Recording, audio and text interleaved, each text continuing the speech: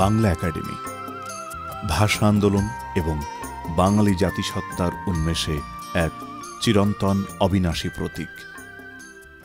ভারত বিভাগের পর পূর্ব ও পশ্চিম অংশের দুটি আলাদা ভূখণ্ডে পাকিস্তান রাষ্ট্র সৃষ্টি হওয়ার শুরুতেই 1948-এ বহু ভাষাবিদ পণ্ডিত ডক্টর মোহাম্মদ শহীদুল্লাহ দেশের পূর্বাঞ্চলে একটি বাংলা একাডেমি গড়ার আগ্রহ প্রকাশ করেছিলেন। বাংলার পরিবর্তে উর্দুকে রাষ্ট্রভাষা হিসেবে চালুর ষড়যন্ত্র নাকচ করে দিয়ে মোহাম্মদ শহীদুল্লাহ বলেছিলেন, বাংলাদেশের কোর্ট ও বিশ্ববিদ্যালয় বাংলার পরিবর্তে উর্দু বা অন্য ভাষা চাপিয়ে দেয়া রাজনৈতিক পরাধীনতারই নামান্তর হবে। রাজনীতিক ধীরেন্দ্রনাথ দত্ত প্রস্তাব করেছিলেন বাংলাকে পাকিস্তান গণপরিষদের ভাষা হিসেবে অন্তর্ভুক্ত করা হোক। এরই ধারাবাহিকতায় 48-এর 11 মার্চ পালিত হল প্রথম রাষ্ট্রভাষা দিবস। একাডেমির এই বর্ধমান হাউস ছিল তখন প্রাদেশিক মুখ্যমন্ত্রীর বাসভবন। এই ভবনে বসেই পূর্ব বাংলার মুখ্যমন্ত্রী খাজা নাজিমুদ্দিন বাংলাকে অন্যতম রাষ্ট্রভাষা হিসেবে প্রস্তাবনার অঙ্গীকার করে ছাত্র নেতাদের সাথে চুক্তি করেছিলেন, কিন্তু তিনি চুক্তি ভঙ্গ করলেন। 48-এর 21 মার্চ পাকিস্তানের গভর্নর জেনারেল মোহাম্মদ আলী জিন্নাহ ঢাকার রেসকোর্স ময়দানে এবং বিশ্ববিদ্যালয়ের কার্জন হলে ঘোষণা দিলেন, উর্দু অ্যান্ড উর্দু শাল B the only state language of Pakistan. এই ঘোষণার প্রতিবাদে বিক্ষুব্ধ ছাত্র সমাজ সেদিন নৌ নৌ বলে তীব্র কণ্ঠে সোচ্চার আওয়াজ তুলেছিল। এভাবেই ঘটনা গুরুতর হয়ে ওঠে। 1952-র 26শে জানুয়ারি প্রধানমন্ত্রী হয়ে নাজিমুদ্দিন ঢাকায় এসে যখন দম্ভের সাথে ঘোষণা দিলেন একমাত্র উর্দুই হবে দেশের রাষ্ট্রভাষা, প্রতিবাদী ছাত্ররা সেদিন বিক্ষোভে ফেটে পড়ে। ছাত্রনেতারা সর্বদলীয় রাষ্ট্রভাষা সংগ্রাম পরিষদ গঠন করে ঘোষণা করেছিল দীর্ঘ কর্মসূচি। 20শে ফেব্রুয়ারি জারি হল 144 ধারা। 52-র 21শে ফেব্রুয়ারি 144 ধারা উপেক্ষা করে ছাত্ররা বিশ্ববিদ্যালয়ের আমতলায় জড়ো হয়েছিল। তারা মিছিল করে রাষ্ট্রভাষা বাংলা চাই দাবিতে পথেও নেমেছিল, কিন্তু সেই মিছিলে গুলি চালানো হলে রফিক উদ্দিন, আব্দুস সালাম, শফিউর রহমান, আব্দুল জব্বার আর আবুল বরকতের রক্তে রঞ্জিত হয় রাজপথ। ভাষা আন্দোলনের পর 52-র 27শে এপ্রিল সর্বদলীয় জাতীয় ভাষা কমিটি বাংলা ভাষা বিকাশের জন্য একটি প্রতিষ্ঠান গড়ে তোলার সিদ্ধান্ত নিয়েছিল। এই সিদ্ধান্ত বাস্তবায়নের দাবি নিয়ে তাদের কার্যক্রম শুরু হয়। 54-তে যুক্তফ্রন্ট তাদের 21 দফার 16 নম্বর দফায় অঙ্গীকার করেছিল, যুক্তফ্রন্ট জয়ী হলে ঢাকার বর্ধমান হাউসটিকে বাংলা ভাষার গবেষণাগারে পরিণত করা হবে। নির্বাচনে বিপুল ভোটে বিজয়ের পর এই অঙ্গীকার দ্রুত বাস্তবায়নের জন্য 1955 সালে একটি কমিটি গঠন করা হয়। ড মোহাম্মদ শহীদুল্লাহ, ড কাজী মোতাহার হোসেন, ড এস.এম. ভট্টাচার্য এবং মোহাম্মদ বরকতুল্লাহ ছিলেন কমিটির অন্যতম সদস্য। তাঁদের দিক নির্দেশনামূলক সিদ্ধান্তে পরবর্তীকালে গড়ে ওঠে বাংলা একাডেমির অবকাঠামো। 1955 সালের 3রা ডিসেম্বর তৎকালীন প্রাদেশিক প্রধানমন্ত্রীর সরকারি বাসভবন বর্ধমান হাউসে বাংলা একাডেমির আনুষ্ঠানিক উদ্বোধন করা হয়।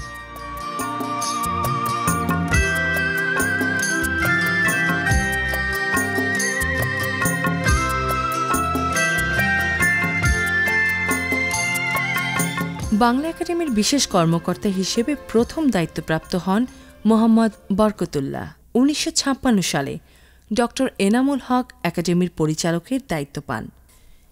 এরপর বাংলা ভাষা ও সাহিত্যের অনেক বরেণ্য মনীষীর স্পর্শে ধন্য হয়েছে বাংলা একাডেমি।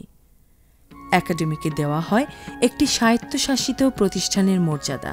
গবেষণা, সংকলন, অনুবাদ, সংস্কৃতি, গ্রন্থাগার ও প্রকাশনা এই 6টি বিভাগে সুবিন্যস্ত করা হয় একাডেমির কর্মকাণ্ড। প্রণীত বিধি অনুযায়ী 1960-61 অর্থ বছরে একাডেমির জন্য বার্ষিক মঞ্জুরির পরিমাণ ছিল প্রাদেশিক সরকারের কাছ থেকে 2 লাখ এবং কেন্দ্রীয় সরকারের কাছ থেকে 1 লাখ টাকা। 1969-70-এ এই পরিমাণ অবশ্য বৃদ্ধি পায়, কিন্তু চাহিদার তুলনায় এই পরিমাণও ছিল অপ্রতুল। অধ্যাপক আহমদ শরীফের সম্পাদনায় একাডেমি থেকে প্রথম প্রকাশিত গ্রন্থ মধ্যযুগের কবি দৌলত উজির বাহারাম খানের অমর কাব্য লায়লি মজনু। তবে প্রথম পর্যায়ের সবচেয়ে গুরুত্বপূর্ণ কাজ ডক্টর মোহাম্মদ শহীদুল্লাহ নেতৃত্বে সংকলিত বাংলাদেশের আঞ্চলিক ভাষার অভিধান। মুক্তিযুদ্ধের শুরুর সময় আমি বাংলা একাডেমির পরিচালক ছিলাম। তখন মহাপরিচালক পদটি ছিল না, একাডেমির প্রধানকেই পরিচালক বলা হতো। সংস্কৃতির মূল উৎস হচ্ছে লোক সংস্কৃতি, জনসংস্কৃতি, সাধারণ মানুষের সংস্কৃতি।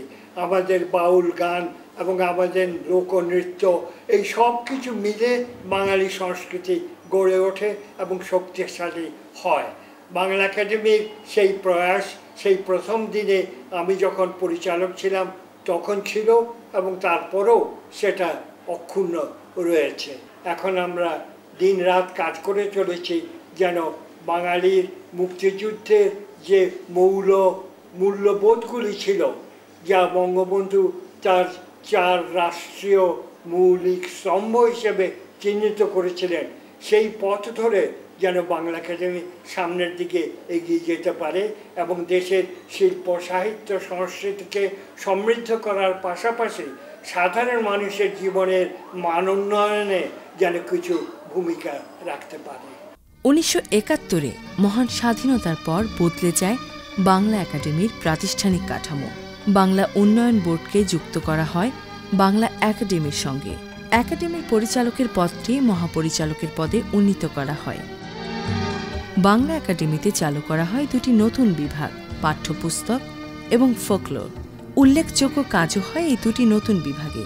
বিশেষ করে শিক্ষার্থীরা সুলভে হাতের কাছে পেয়ে যায় অনেক দুর্লভ পাঠ্যপুস্তক। আমরা যারা 1952 সালে রাষ্ট্রভাষা আন্দোলনের সামান্য কর্মী ছিলাম, বাংলা একাডেমির প্রতিষ্ঠা তাদের কাছে একটা বড় অর্জনের মতো মনে হয়েছিল। আমার বিশেষ করে ভালো লাগছে যে বাংলা একাডেমি বাংলা সাহিত্যের যে নতুন ইতিহাস লেখার পরিকল্পনা গ্রহণ করেছে, 5 খণ্ডে এটি প্রণীত হবে। তার প্রধান সম্পাদকের দায়িত্ব আমার উপর অর্পণ করা হয়। বাংলা একাডেমি আমাদের একটা বড় আশ্রয়স্থল। আমরা এখানে মিলিত হই ভাষার কথা মনে করে, পরস্পরের হাতে হাত রেখে সামনে এগিয়ে যাওয়ার প্রেরণা পাই। ফোকলোরের মূল্যবান অনেক পুঁথি পাণ্ডুলিপির সংগ্রহ রয়েছে বাংলা একাডেমির। এই সংগ্রহ যেন দেশি বিদেশি গবেষকদের কাছে এক অপার সম্ভাবনার জানালা খুলে দিয়েছে। আমার নাম থিবো দুবের। আমি ফরাসি এবং আপাতত শিকাগো বিশ্ববিদ্যালয়ে বাংলা ভাষা ও সাহিত্য পড়াই। আমি 6 বছর থেকে এখানে বাংলা একাডেমির পুঁথির সংগ্রহশালায় কাজ করতে আসি। আমার পিএইচডি গবেষণার উপলক্ষে আমি বিশেষত এখানকার আলাওল কাব্যের পাণ্ডুলিপির উপরে কাজ করেছি। এখানকার পুঁথিগুলোর মধ্যে অনেক মুসলিম বাংলা সাহিত্য পাওয়া যায়, আর এই পুঁথিগুলোর ভিত্তিতে অনেক মূল্যবান গবেষণা এবং মধ্যযুগের কাব্যের সম্পাদনা তৈরি করা হলো। বিভিন্ন ভাষার অভিধান এবং জ্ঞানকোষ বা এনসাইক্লোপিডিয়া প্রকাশনাও একাডেমির উল্লেখযোগ্য কার্যক্রম। সম্প্রতি অনলাইন তথ্য প্রযুক্তিগত সহায়তা নিয়ে একাডেমি বাংলা শব্দকোষ রচনার এক যুগান্তকারী প্রকল্প বাস্তবায়ন করে চলেছে। ঢাকার বাংলা একাডেমি 2010 সালের জুলাই মাসে একটি প্রকল্প গ্রহণ করে যে খাঁটি বাংলা ভাষার একটি ব্যাকরণ রচনা করতে হবে। এই প্রমিত বাংলা ব্যাকরণ, যেটি বাংলা ভাষার যে সংগঠন, সেটিকে তুলে ধরার প্রয়াস এবং এই ব্যাকরণের যে পদ্ধতি সেটা আধুনিক ভাষাতাত্ত্বিক পদ্ধতি। এই প্রথম বাংলা ভাষার একটি বিশাল ভাষাতাত্ত্বিক ব্যাকরণ প্রকাশিত হতে চলেছে, যেখানে বাংলা ভাষাবিদ যারা রয়েছেন তাদের প্রায় সকলেই সহযোগিতা করেছেন। বাংলাদেশ থেকে এর সম্পাদনার দায়িত্বে রয়েছে আমি, আর পশ্চিমবঙ্গ থেকে রয়েছেন বিশিষ্ট ভাষাতত্ত্ববিদ প্রফেসর পবিত্র সরকার। স্বাধীনতার পর থেকে বাংলা একাডেমির গুরুত্ব যেমন বেড়েছে, তেমনি বিস্তৃত হয়েছে কাজের পরিধি। গ্রন্থ প্রকাশের পাশাপাশি একাডেমি এখন বছরব্যাপী বিভিন্ন সাময়িকীও প্রকাশ করে থাকে। বিষয় বৈচিত্র্যে অসাধারণ এসব সাময়িকী বাংলা ভাষা, সাহিত্য ও সংস্কৃতির ভুবনে অনন্য সম্পদ। গবেষণা পরিচালনা এবং প্রকাশনার কার্যক্রম ছাড়াও একাডেমি সারা বছর বাংলা শিল্প সংস্কৃতির বিভিন্ন বিষয়ে সেমিনার, সিম্পোজিয়াম, আলোচনা এবং সাংস্কৃতিক অনুষ্ঠানেরও আয়োজন করে থাকে।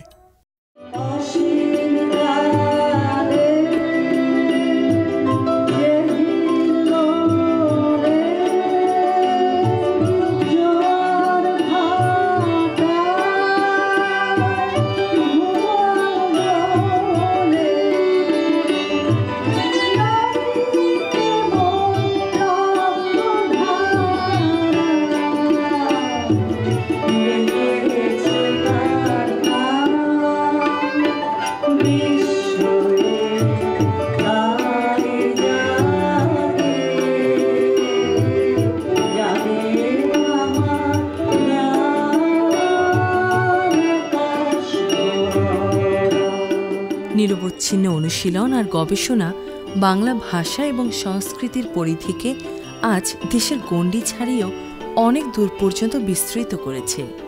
তাই বিদেশিদের কণ্ঠে বাংলা ভাষার উচ্চারণ কিংবা বাংলা গানের সুর বাঙালিকে আজ অবাক করে না, মুগ্ধ করে।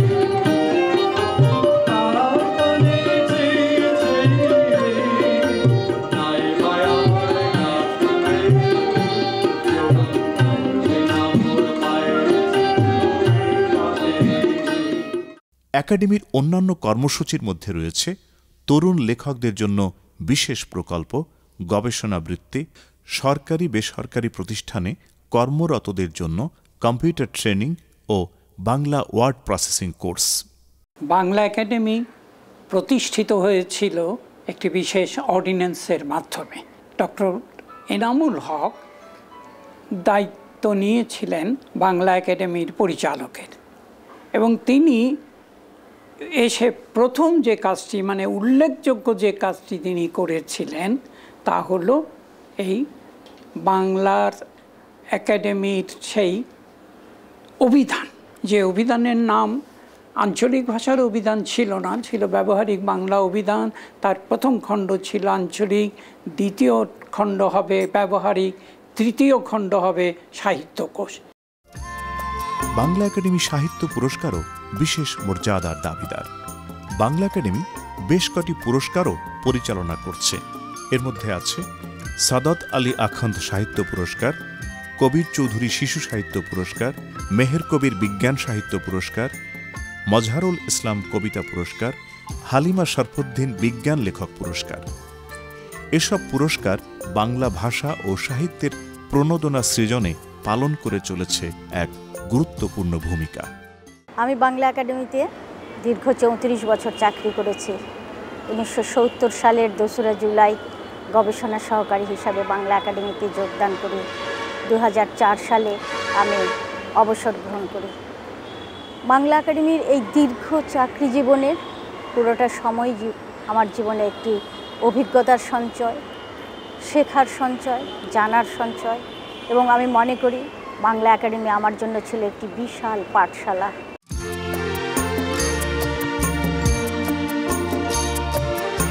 একাডেমির বর্ধমান হাউসে ঐতিহাসিক ভাষা আন্দোলন এবং লেখকদের জন্য দুটি পৃথক জাদুঘর গড়ে তোলা হয়েছে। ভাষা জাদুঘরে 52 অমর একুশকে ঘিরে যেসব স্মারক এখানে সংগৃহীত রয়েছে তা আমাদের ইতিহাসের এক অনন্য সম্পদ।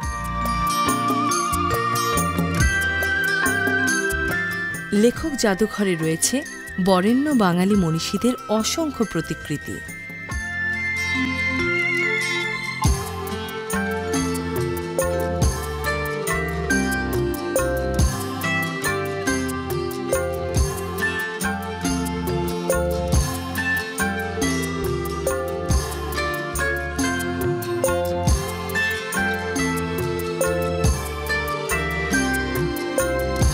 টাল তমর ঘর নাহি পড় বেশি, হাড়িত ভাত নাহি নীতিয়া বেশি। সেই সুদূর চর্যাগীতি থেকে আধুনিক বাংলা সাহিত্য কত যে বিবর্তনের মধ্য দিয়ে বাংলা বর্ণমালাকে কালের যাত্রাপথ অতিক্রম করতে হয়েছে এই জাদুঘরে এলে তা চোখে পড়ে। 1974 সালে বাংলা একাডেমিতে অনুষ্ঠিত সাহিত্য সম্মেলনের মূল্যবান কিছু নিদর্শনও রয়েছে এখানে। এই সম্মেলন উদ্বোধন করেছিলেন জাতির পিতা বঙ্গবন্ধু শেখ মুজিবুর রহমান। যে বাংলা একাডেমি প্রাঙ্গণে আপনারা সাহিত্য সম্মেলনের আয়োজন করেছেন, সেই বাংলা একাডেমি এদেশের দুর্জয় জনতার মাতৃভাষার সংগ্রামে নানা ঘাত প্রতিঘাতের জ্বলন্ত সাক্ষ্য বহন করে। জাতীয় কবি কাজী নজরুল ইসলামও একই দিন উপস্থিত ছিলেন সম্মেলনে। ইতিহাসের এসব অবিনাশী স্মারক সামনে রেখেই জাতি এগিয়ে যাবে আগামীর পথে। ডক্টর মোহাম্মদ শহীদুল্লাহ যেহেতু উচ্চশিক্ষা লাভের জন্যে ফরাসি দেশে গিয়েছিলেন এবং সেই সুবাদেই তিনি ফরাসি একাডেমির কার্যক্রম সম্পর্কে অবহিত হয়েছিলেন। বাংলাদেশের যে 64টি জেলা, সেই 64টি জেলার লোকজ সংস্কৃতি ইতিহাস রচনার লক্ষ্যে সম্প্রতি 2 দফায় বিভিন্ন অঞ্চলের লোকসংস্কৃতি বিশেষজ্ঞদের এনে তাদের প্রশিক্ষণ দিয়ে এই কাজের দায়িত্ব তাদের উপর অর্পণ করেছি। নতুন যুগের চাহিদার কথা মনে রেখে এবং বর্তমান প্রযুক্তি বিপ্লবের সময়ে বাংলা একাডেমিকে যুগোপযোগী করার লক্ষ্যে আমরা নানা রকম কর্মসূচি গ্রহণ করছি এবং আশা করছি যে প্রত্যাশা নিয়ে এই একাডেমিকে ফরাসি একাডেমির মতো উন্নত গবেষণার একটি একাডেমি হিসেবে প্রতিষ্ঠার উদ্যোগ গ্রহণ করা হয়েছিল, আমাদের এই সাম্প্রতিক